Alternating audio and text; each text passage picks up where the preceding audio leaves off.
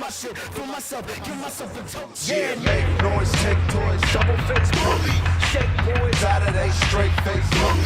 The water's yours, yeah, until it's mine. Get out of mine, get out of mine, bully. Throughout all of the previous records, there's this focus on like self-definition and defying whatever definition someone might ascribe to one. Here, you know, is it Monty's lyric, just so long as my description and definition is bully? Yeah. That's interesting. There's this character there, or these characters that are seeking to own that description. Yeah, and I think that, especially in that song, we wrote that song all together, just like hanging out. And actually, that was Maker. Show him that I am death squads, marijuana snacks. He did like the heavy lifting on the beat, and he was like, I want a bully chorus, like that bully shit we were talking about earlier. And he had been saying something, and I didn't know what he meant, but he was like, can you remember the bully? No, that's what he was saying. He's just like, I want something that's just like bully. I want everybody at once to be like bully. I just want it to be like, give myself a toast, yeah. He made the beat, and we're listening to the beat, and he's just saying this stuff. And while he's saying that, I'm like, all right, bully, bully, right? And then I spit it back, and everybody was like, yeah. And then it was one of those.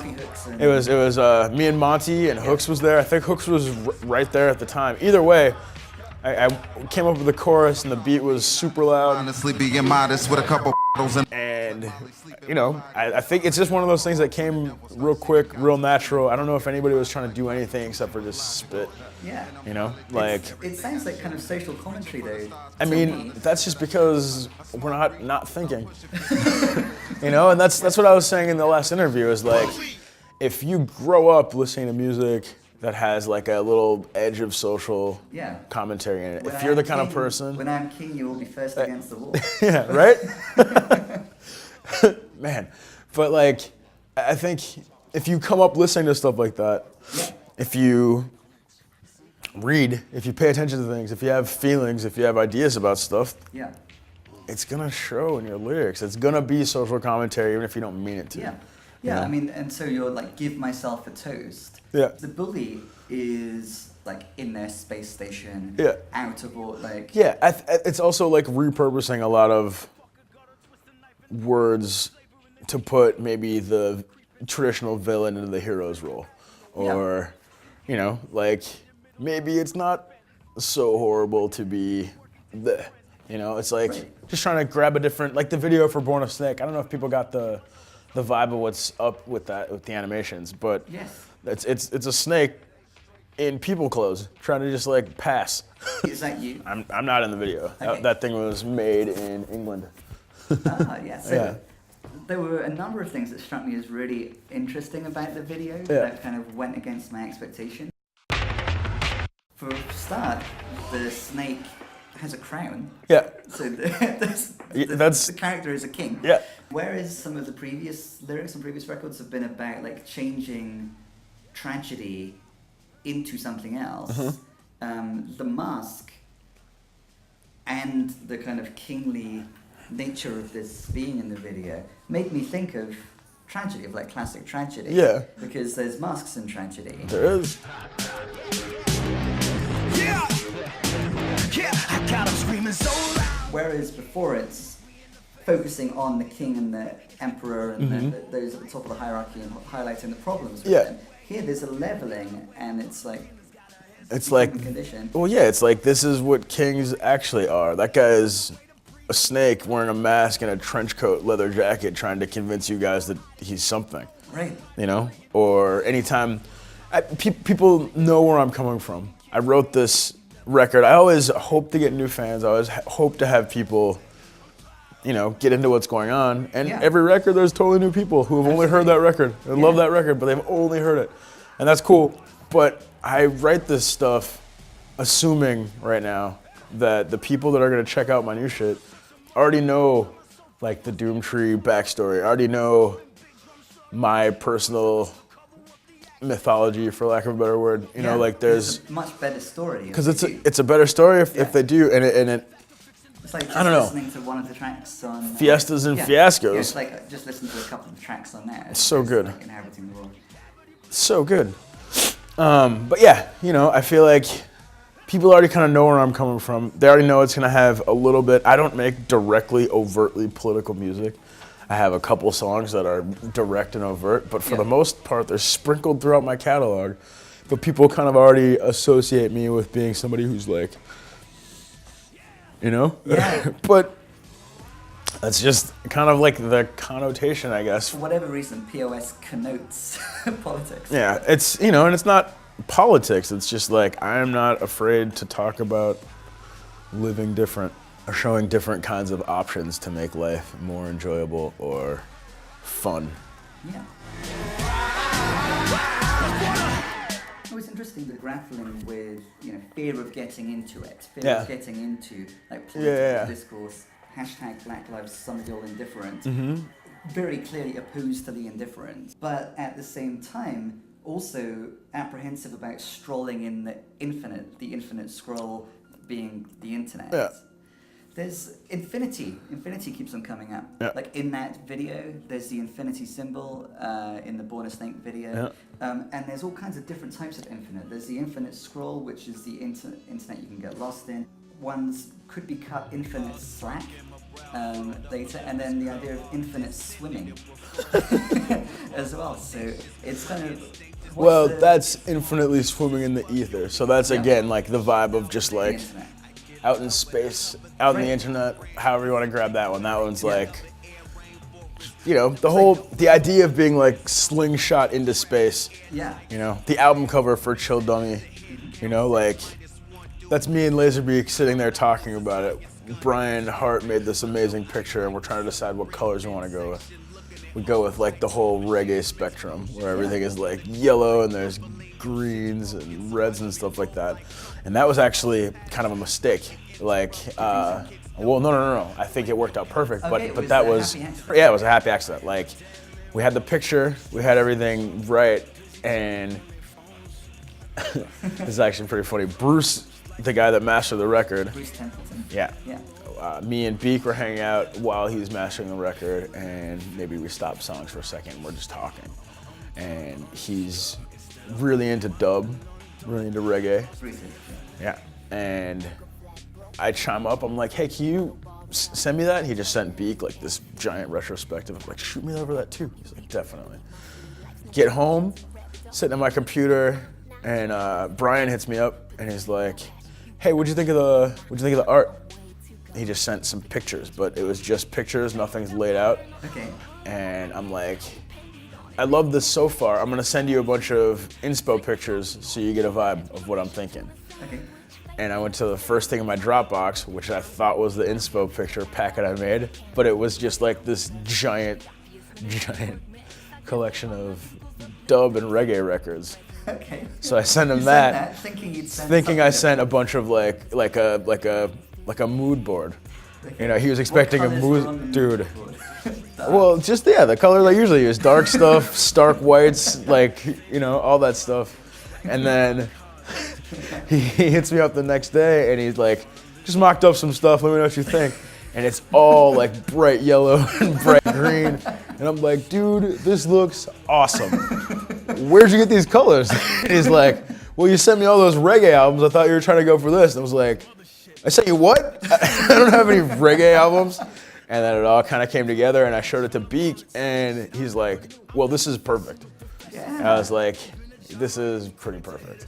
And we didn't touch, we were gonna do more like animations and stuff coming out of like the space I'm hovering in, but it was like nothing. Let's just take this photo, these. I'm like, dude, it looks like I am like hovering near the sun. He's like, that. I was thinking the same thing. Icarus. And it's just like, out in space, but so far that the sun is the only thing, but you can only see, I'm burning. But then there's like, so happy accident also with the emphasis on happy, because like this unexpected positive reggae. But color-wise, we knew that we wanted to make it feel more uplifting. Like the other tentative name for this record was Hot Dog. Yeah. like all caps, exclamation point. Just because it had been so long since I put out a record, the last thing I wanted to do was set the pressure gauge even higher by having some like epic title. Right. You know, like Audition, Right. Never Better. These are strong titles that evoke something that I feel like, okay, there's gonna be some weight to this. And for me, People know that your life is involved in a lot of yeah. Yeah. So for me, taking the pressure off the record needing to be very good, and taking the pressure off of anybody thinking, all right, let's brace myself. I'm gonna get into another one of these P.O.S. records. You know, I figured calling it Hot Dog or Chill Dummy would make it just kind of like, all right, well, I'll just throw this in, see what this is about. Chill Dummy is perfect though, because Oh, it is. It is. Because it casts you as the dummy who isn't always chill. Yeah. But at the same time, the ethos is chill. Yeah, very much. And I think it when we were sequencing the record, it was very clear that it was Chill Dummy and not Hot Dog. As you know, as we were like maybe 6 songs, we're like, okay, this is a little moodier, this is a little slower. At what point then do we end up having the different references to chilling? Is that once you've decided that it's called Chill Dummy? No, I think that most of the songs were pretty much done when I had the we name. have more references to chilling in Shredders. Yeah, a lot of chilling going on in Shredders. Yeah. Bending the corners up. I think that the color scheme does fit. It really does, and the blues too. Yeah. And in particular, it fits default fine, everything's cool, the demeanor of a bomb pop, chilling in a pool with a bomb pop. I love that. That's one of my favorite images on this record is like... It's very yellow. Yeah, a popsicle sitting in a hot tub holding a popsicle. Feeling good about being a father. Yeah. Yeah. Nah, but I'm talking like a cartoon popsicle. Right. Holding a cartoon popsicle. Yeah. Wearing jewelry. I think you also have the demeanor of a bomb pop, though. Of a bomb pop. That's awesome. So, in Wearing a Bear, in the spot Wearing a Bear, I am Revenant, I punched it into Googler. Punch it in your Googler. Yeah. Oh, you did? And I discovered that Revenant is one that returns after death or a long absence. Yeah. So clearly that's... Yeah. Bye-bye. P.O.S. is back. Yeah. Playing by the Konami code. Yeah. And it's interesting because there was an emphasis actually in No Kings on there being just one life. Yeah. And I love how that shifts in All Hands to... I mean, you had to. You know, I didn't really look at death until I was pretty clear of it. I very much went into the hospital, like I went into the transplant like, all right, let's do this. Instead of like, it's tomorrow. Yeah. Because that panic isn't gonna do me any good, you know? So I very much was just like, and then when I woke up from surgery, it was like, oh my God, you know, like. I could not be here. So very much trying to shift my own personal idea about how much I mean to me. Right. Happened in there. Which makes me think of Kathleen Hanna. You're Yeah. supposed to be happy to, lucky, Oof. happy, what is it? Both. To She be says alive. both. Yeah. And she said, And she said so much more. This is Kathleen Hanna from Bikini Kill. Yeah. And Tigra. Julie Ruin, Latigra, just general legend. You were going to get Kim Gordon? Yeah, I mean, the point was to get a voice that represented like every area of my musical life and of my like adult life. Right. My Which first is a thought, tall order. yeah, dude, it was. And my first thought was Kim Gordon because she had a book out, and I brought it up to my manager, and she immediately was like, Kathleen Hanna, and I was like, oh, yeah, because you know, like, I was a massive Sonic Youth fan, still am. But as far as things that were impactful for me culturally, I think Bikini Kill had kind of a lot more. Top set. Yeah. Plus, you know, she's been through a lot of the same stuff I'm talking about. With Lyme's disease. Yeah. And the way her approach to the song kind of made it for me too. we asked her if she would be interested, and she asked for the lyrics. I mailed in 7 minutes long worth of lyrics. Was that just you at that point? Yeah, that was me chasing people down, and a nice session at Ryan's house, Yeah. where Lizzo was there, and Nick was there, and a lot of the people that ended up in that chorus choir. Yeah, Lydia Liza's there. Yeah, she was at a different session with Eric Mason, and yeah, I made sure to keep that laugh. I feel like every time anybody laughs on the mic, I try to put it in. There's three on the record. Wonderful person. Oh yeah. And she's a good friend of mine. And Awesome. I love to kind of hear. Oh, that's like. Yeah, that's her laugh. If you know her, that's that's my friend, yeah. Lydia, like.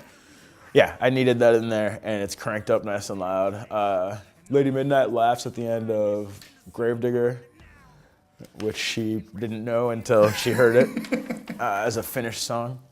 So I think all of that is really epitomizing the opposite of being out of orbit with everyone. Yeah. The sense of camaraderie. And I just feel like for as moody and low as it gets, there's a lot of just like we were saying, there's a lot of joy. So the coffin calls and spit wherever cops be walking. Supposed to be happy to be alive. You're supposed to be lucky to be alive. There's a lot of like performing together, a lot of friendship moments. I care about all my records. I really care about this one. But this one, I think, is a record of like survival, not only kind of physical survival, but existentially as well. You were saying when you listened to OK Computer, you were saying, what alternative is it offering? And I feel like there is more of a kind of like grappling towards like a substantial alternative. Yeah. Like really. It has to be, man. I feel like the older you get, it has to be like that. Yeah. I don't know if Ian Mackay said something or somebody said something when I was younger, but there's a lot of complaining with nobody offering any answers. So it was tricky to come out and want to make a record about the world. And it's crazy because all of the Trump stuff started happening right as I was wrapping this record up. Right, and people expecting. And people were really expecting a loud political record from me, and to like not squeeze any in at the end, or like there was. By the time I was wrapping this record up, it was pretty well Trump in the world.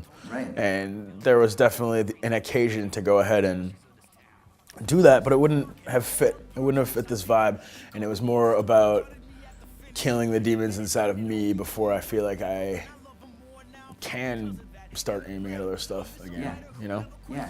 I feel like an exception that proves the rule being that maybe younger people are not thinking in that way is Bernal Roland. Yeah. He's and that really comes through in there's like a Shredder's philosophy almost. There's overlap with Shredder's philosophy in his bars on this record.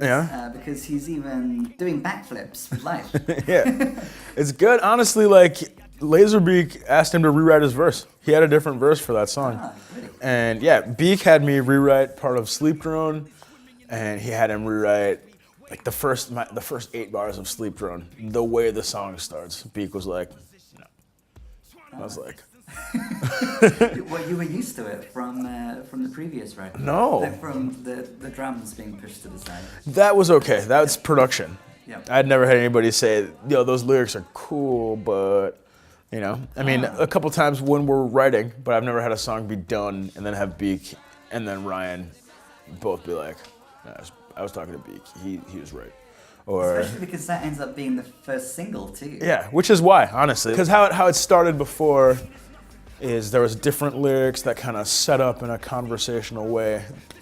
This is gonna be a long song. I didn't say that, Right. but the way I came in kind of slow and built up to the way the song ends, and they were both like, nope, just come right in,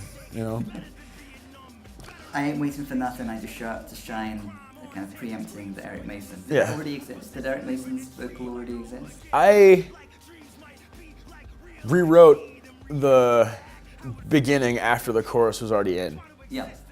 but I wrote the melody, and I was just singing the melody at him, Yeah. and then he put words in it. So I was just like, ba-da-ba-da, That's right, Eric Mason. yeah. Yeah, and I just kept singing that, and then I'm pretty sure he put the words in there. Pretty sure. I can't remember. I'm gonna give it to him though. I'm pretty sure that he wrote the words for the hook. When it was everyone's introduction to the record, Yeah. I Just Show Up to Shine, That or Don't Show at All, Sit at Home and Unwind. Yeah. It introduces that new component, the chilling component, Yeah. alongside the LARP. Yeah. P.O.S. There's been years of like, I only show up to light everything on fire and rescue my friends and the girl and fly away on a fucking rocket. But this one is very much like, we doing this or nah? It's your, I know when to go out, I know when to stay in and get things done. Yeah. So it's your David Bowie. Everything in its time and its right. Also, I played the instrumental for Sleep Drone at Drones Not Drones a year before that song came out. Really, the whole, like, 7 minutes? I played it probably longer than that. Yeah.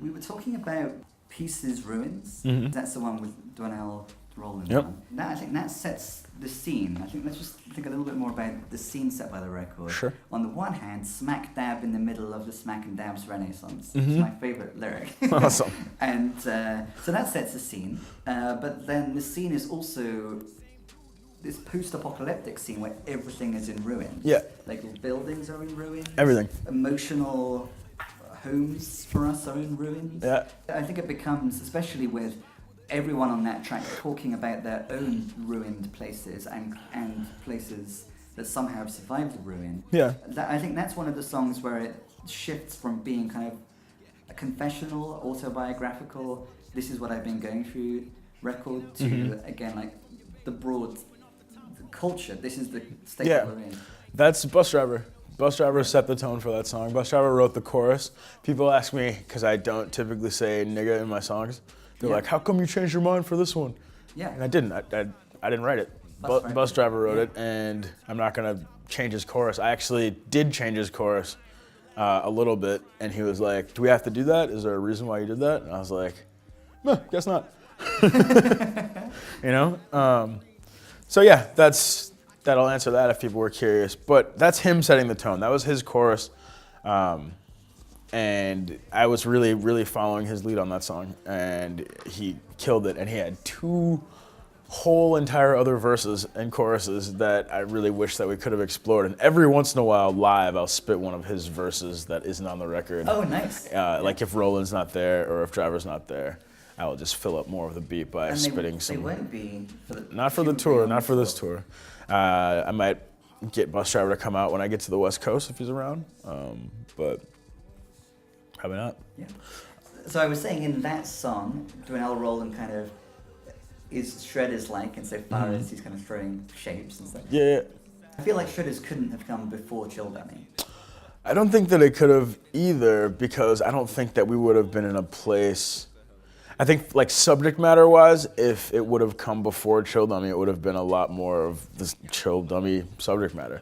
Yeah. You know, like I was saying, I couldn't get back to just like throwing bars until I handled some personal shit. So if it was time to do that one first, that's just what would have happened on this one. Yeah. But the reason why Shredders was even ready to go is because Paper made a record and was done. Sims made a record and was done. Chill Dummy was done.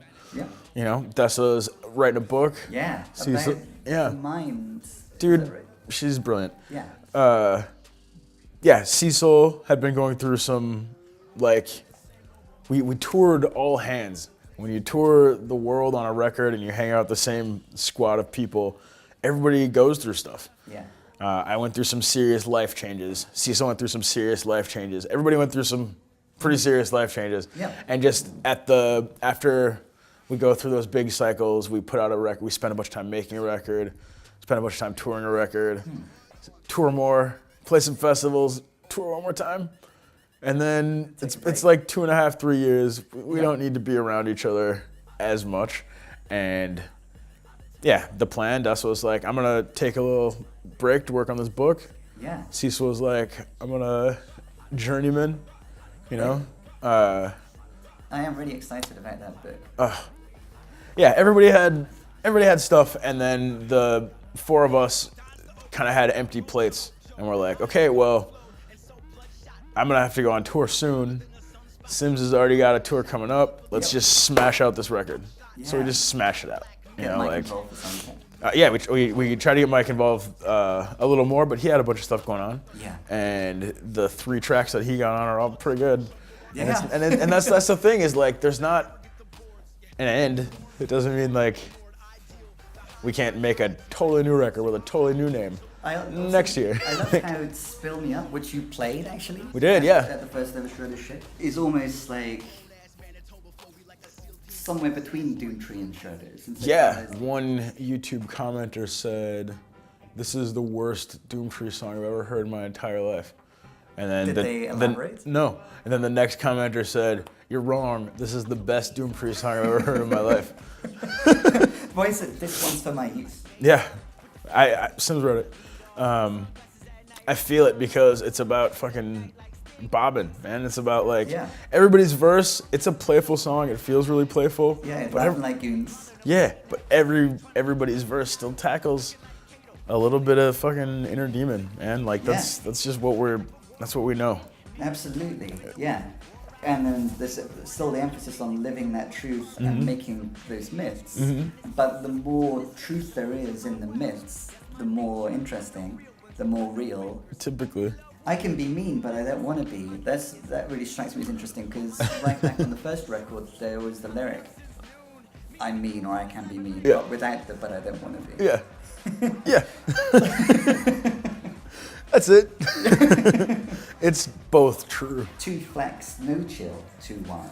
Doomtree is referred to as. Yeah, we're just talking about how, especially like in songs like "Spill Me Up," we're just talking about like barring.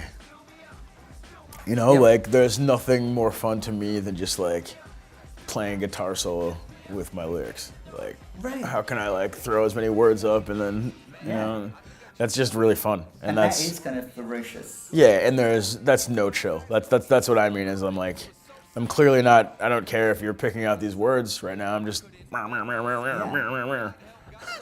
just styling. You're allowing yourself to enjoy just styling. Yeah, like more so than ever before. It's important.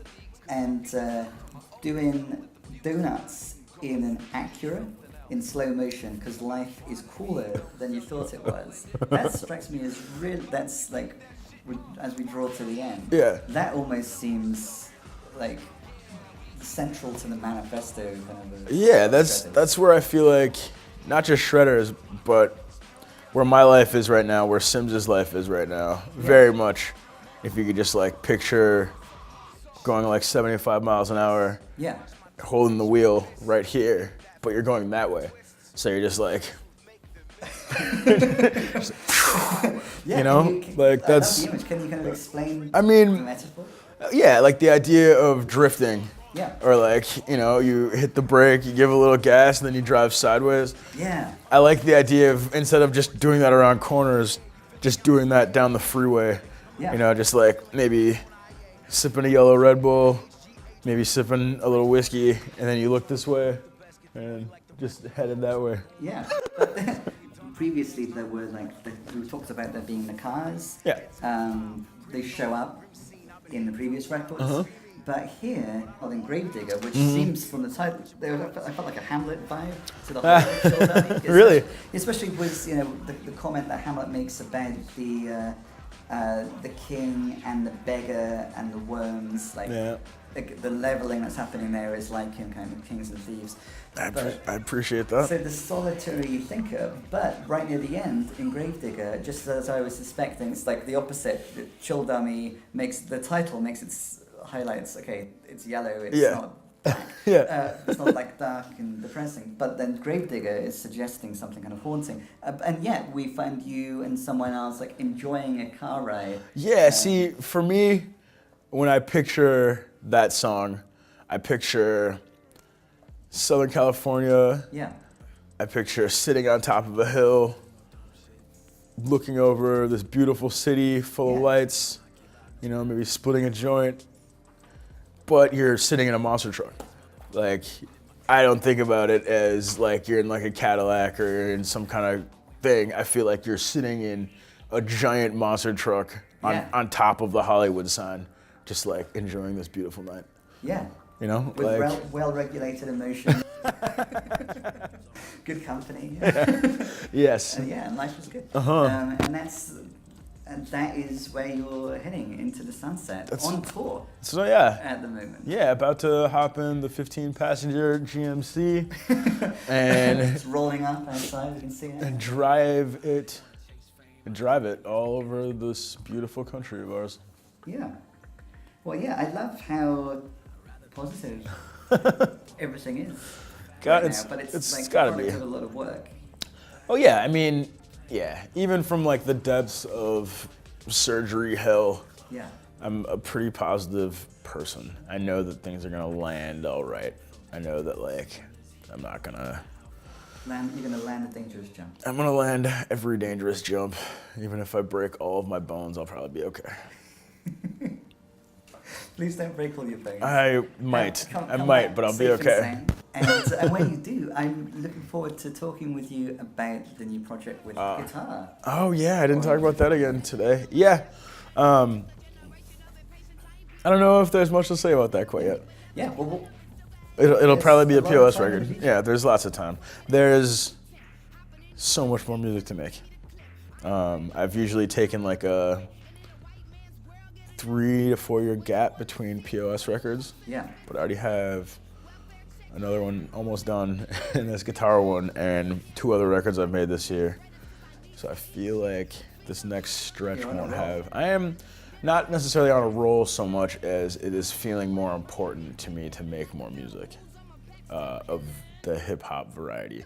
Whereas typically I'll make a record and then I won't make any rap music for a year or so. I'll just make these like hardcore records or noise records that people aren't going to listen to. I'm just messing around at home. But yeah, I'm feeling more interested in just dropping more. So we'll see. Yeah, well, with the OK Computer theme of the 2 episodes, you are on a roll. Your luck isn't going to change. And pull me out of the air crash. We are standing on the edge of the end of the episode. So thank you very much for taking the journey with us. Keep on, right here we are. We're heading in. Yeah. Where are we going?